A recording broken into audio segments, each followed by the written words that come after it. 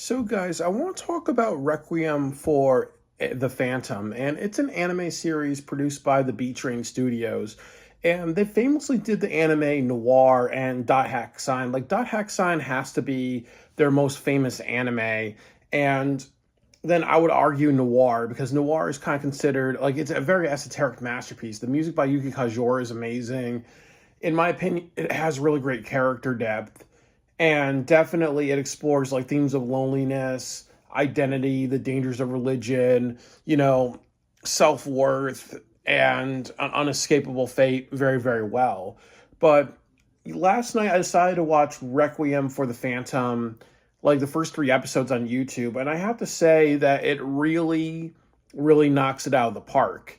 And I want to talk a little bit why I feel that way, and maybe compare and contrast it to Noir, which is my favorite anime. So, Requiem for the Phantom is about these assassins who work for a organization called Inferno. Inferno wants to kill many mob bosses and then unite all the mob bosses under its syndicate. Very similar to like The Godfather, or there's been plenty of movies about that, which is what we want to kill all the kings really. So we have like a group of people working together. And the other thing about it is that it's about like these two teenagers. I believe like one's called Ein and one's called Zwei, and there's a guy named Try or whatever. It's Ein Zwei Try. That's those are the first three numbers in the German number system. So what happens, like this young teenager, like you see him in the opening, and you get to know him, and he has like a backstory. He has like friends and family in Japan. He wants to go to San Francisco and enjoy like his graduation time, but he ends up witnessing a assassination, and he has the ability of the Phantom, which means you are super agile. You're good at like really dodging bullets, like very similar to Madlax in the Japanese anime Madlax, where she has like a ultrasonic type of stealth, really, where she, or like almost like you see in the Matrix, where they kind of can have the ability to dodge bullets or items at super high speed and high sensory abilities. Um, and what happens is that he gets kidnapped, and it's revealed that the other assassin, who's a woman, she's in the same situation too, where she was kidnapped, her memory got erased, and they have to work together because they're both considered these really great assassins for the Inferno. Like they have the power of the Phantom, which means they have the ability of, as I said, like super stealth, super agility, and heightened sense of hearing. And it's also taking place in the future, and their memories erased. And then there's this guy, I believe his name is Zwei, or like the third leg of the German number system, and he's kind of like in the first couple of episodes, he's kind of like really the big villain of the show so far, really, and he's kind of like very smug, really, but he kind of gets off on being sadistic, and it's kind of revealed that who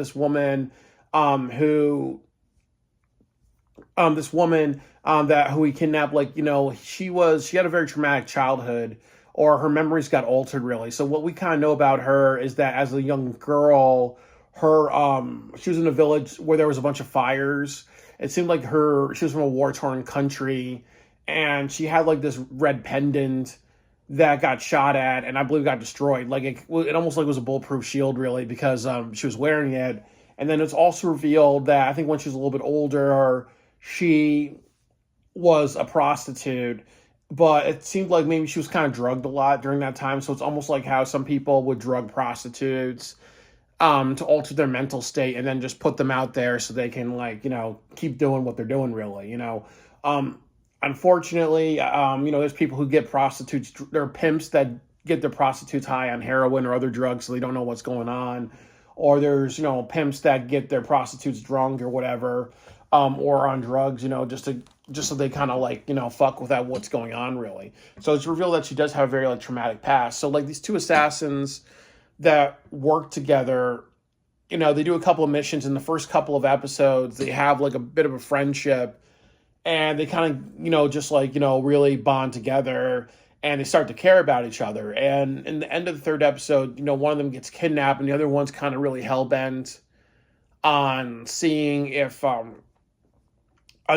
this person's still alive, because also revealed that like they were both in a burning building together, so you don't know, like, so one doesn't know if the other one's still alive or not, you know.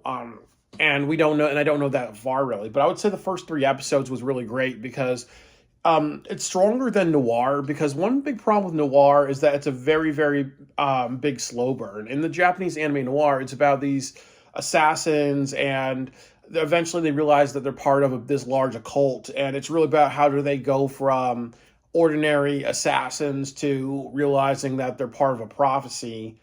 And noir is also a mystery anime, so you need to have a slow burn. And noir is almost like a slice of life, and slice of life really just means that you see the everyday life of a character and there's not that much of a character progression. Like I've talked about in the Japanese anime noir, episodes 17 to 26, they really get into the plot a lot more. But a lot of the episodes are just, they fight a villain of the week and then they move on to the next one. That's more of a slice of life. Like I think a great example would be, Pokemon, because in Pokemon, Ash's goal is to become a Pokemon master. And one of the ways you become a Pokemon master is you win a Pokemon League. But in a lot of the episodes of the anime, he really doesn't grow as a character. He just, goes from region to region to region, and he doesn't really reflect on his losses. But like the last two arcs that they did, where he was in Unova,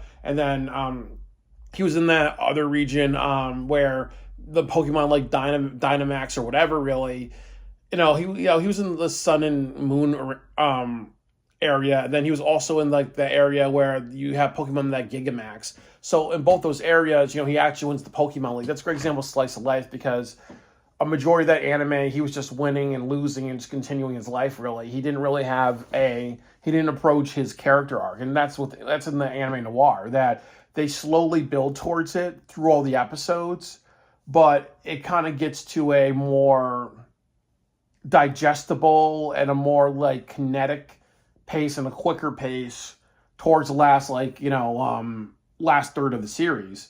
But in Requiem for the Phantom, I feel like from episode 1 they give you enough of, now it's opening with an assassination. Now you're introducing the characters.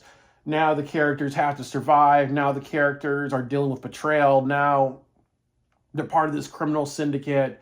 And here are these very sketchy people who are high-powered assassins, and they have no problem hitting their own people, or they have no problem, trusting these guys. They have no problem betraying people. Some of them are manipulated by people in the organization. So there's just so much, chaos that's happening in Requiem for the Phantom, which holds your interest, really. You don't know who to, it's really just like a thriller, a sci-fi, a psychological drama, and a psychological thriller, but there's a lot more, just things going on, really, that hold your attention, and things that are believable. Like if somebody is an assassin and they're being brainwashed, obviously there's going to be people in an organization, they're going to be like, hey, you know what? I'm telling you what your backstory is, and your backstory is actually a lie, and it is a lie that they give them. And then also, how should I kind of say this? That there are some people who actually say, hey, we erased your mind, but here's a disc of all the memories that you have. There's people that are like, hey, I'm brainwashed. My partner's brainwashed. We want to get away and live our lives and rebuild it because we have a trauma bonding and all that, really. So like all those elements are good. And then, like I've said about, what's also strong is that we feel sorry for the characters. We know one had a traumatic childhood, was taken from a situation where they're very vulnerable, a war-torn country, surrounded by a lot of violence, really, and now they are a assassin, and the other person is just this younger person who's gifted, and they just drug him against his will, and they force him into the lifestyle. There's plenty of people, like human trafficking and all that. And then also he has friends that are like, okay, you went to... who know that he went on vacation and he never came back, really. So almost like the feeling of, hey, you know what, there are people that love and care about you, but now they're going to worry for the rest of their lives, so they don't know what happened to you, really. So yeah, it's rough, really. But unlike the anime noir, there's so many things that kind of really, are making a more energetic story.